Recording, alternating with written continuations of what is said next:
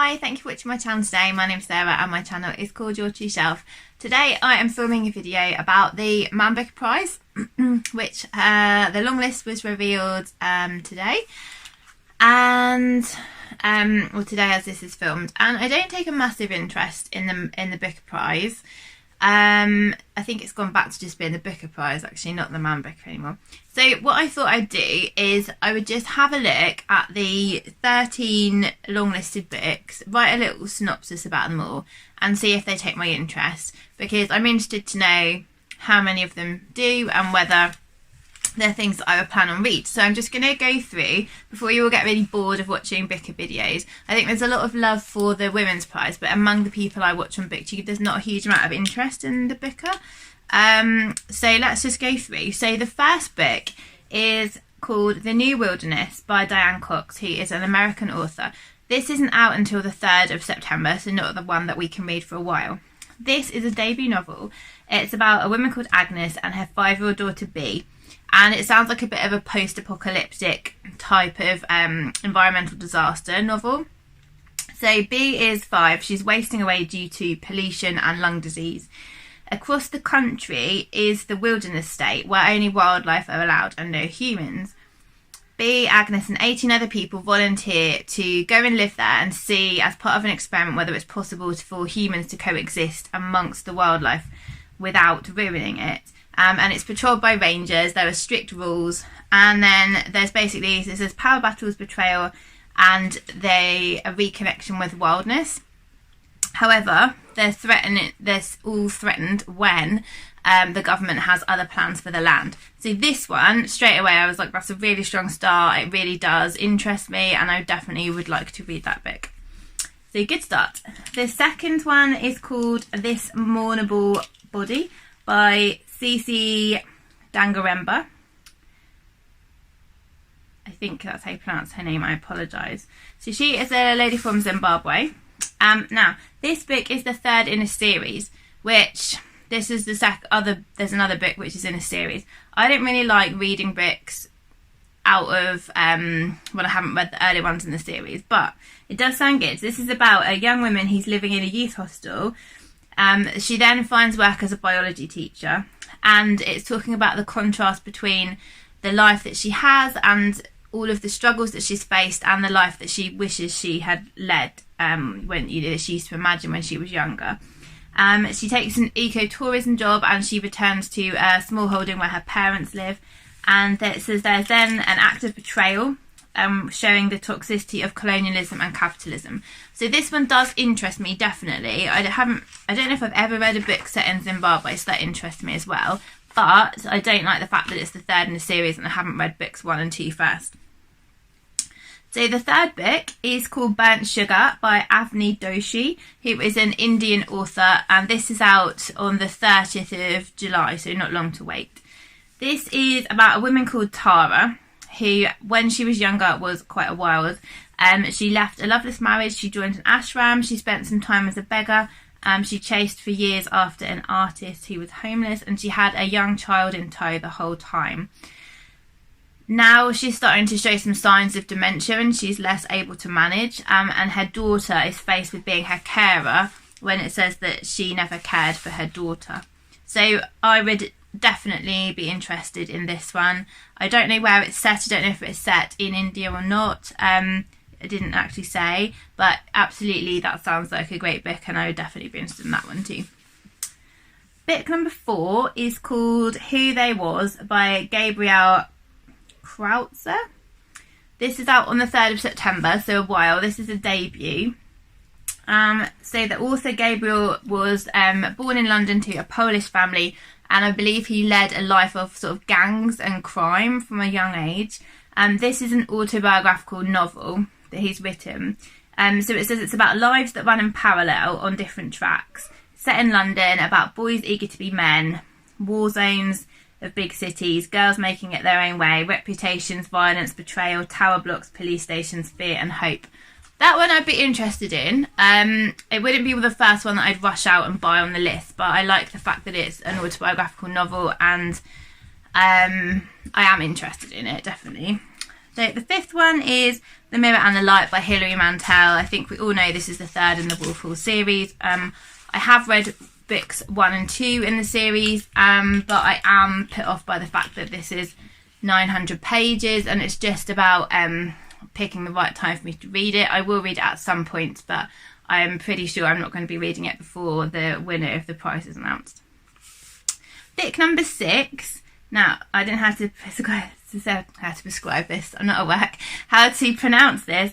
Apeirogon, which means A Shape with Infinite Sides, by Colum McCann, who's an Irish author.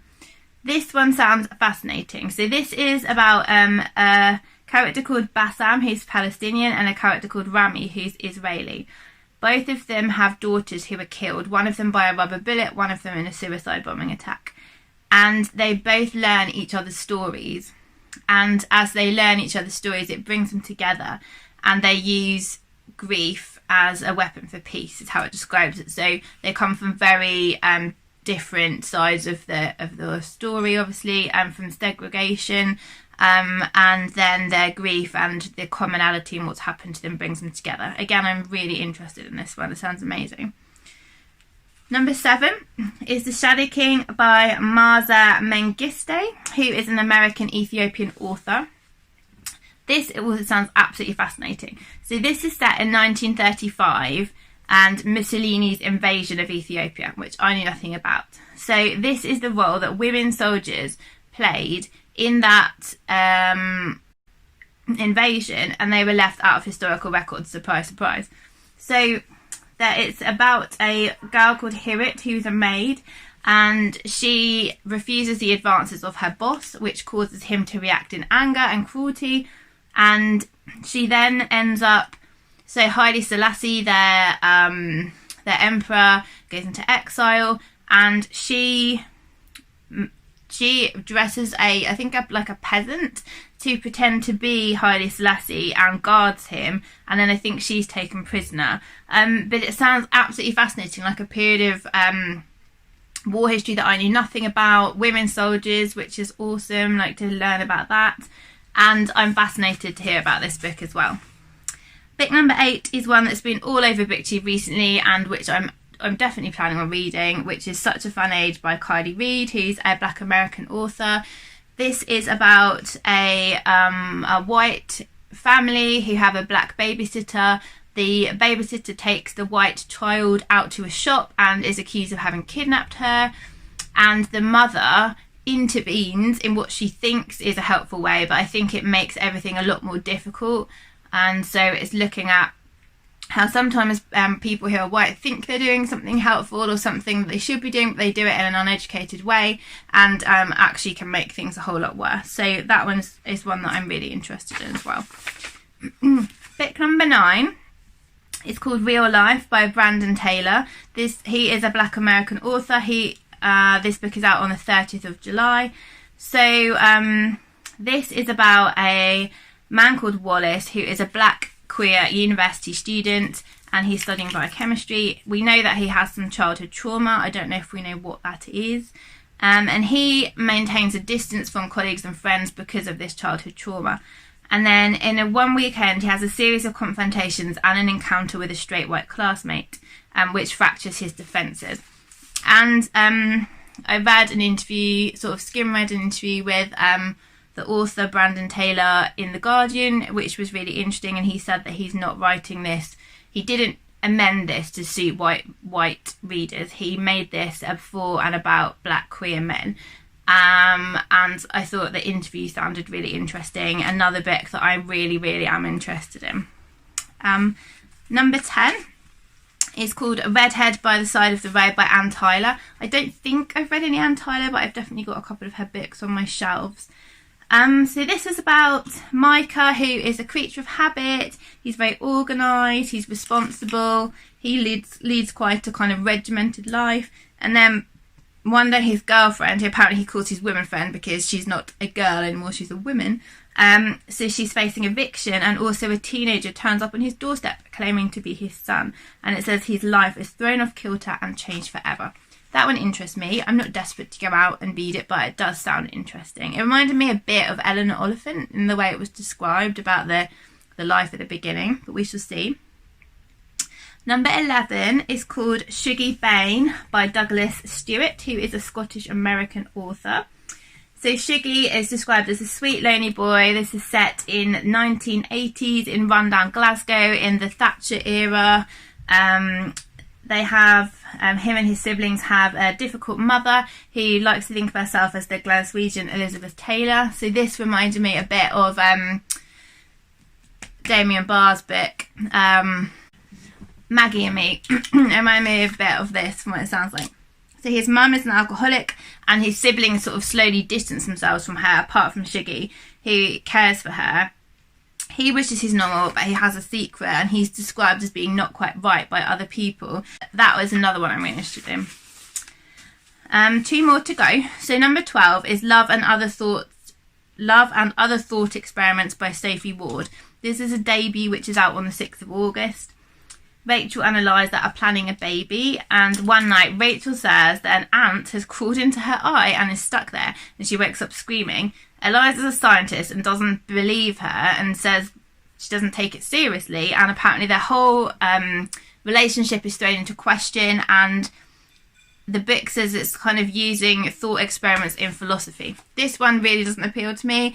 I don't really like the sound of the premise, or it sounds a bit pretentious possibly, but I'll see what, if other people are really raving about it, I would give it a try, but it doesn't really appeal.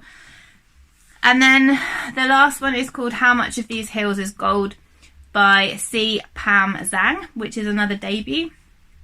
This is set in the gold rush. 2 newly orphaned siblings who are children of immigrants who are on the run. It features Chinese symbolism, original language, explores race and where migrants are allowed to belong. So this one kind of appeals to me. I like the idea about exploring exploring migrants, but the fact that it's got symbolism and original language, and they look like some sort of kind of magical realism and stuff. I wasn't sure about that one. So yeah, so that's the 13. But the thing that struck me the most was it's a much more diverse list than normal. So we have 4 male authors, 8 female authors and 1 non-binary author. So the scales have tipped, which is good. We have, I didn't count how many stories featured queerness because it wasn't always obvious, so I couldn't really count that. And 6 of the 13 authors are either black or people of colour. So we have a good diversity representation in the list. I would say several of these books sound really interesting. I was really excited to read the list. There was only a couple that didn't really appeal to me, or one that definitely didn't appeal, and some that were like, yeah, but most of them I thought, yep, that sounds excellent, and I'd really look into it. So I'm going to be adding more to my wish list. I'll have a look at prices and choose which ones to read, because obviously normally I would order them all from the library, but I can't do that right now. So yeah, so let me know if any of those appeal to you, if you wrote anything down to check out later, what you think about the Booker Prize in general. Yeah, so I'd be really interested to hear your thoughts. Hopefully this isn't the 17th video that you've seen about the Booker Prize. So yeah, I'm interested to have a look. I will speak to you all soon. Bye!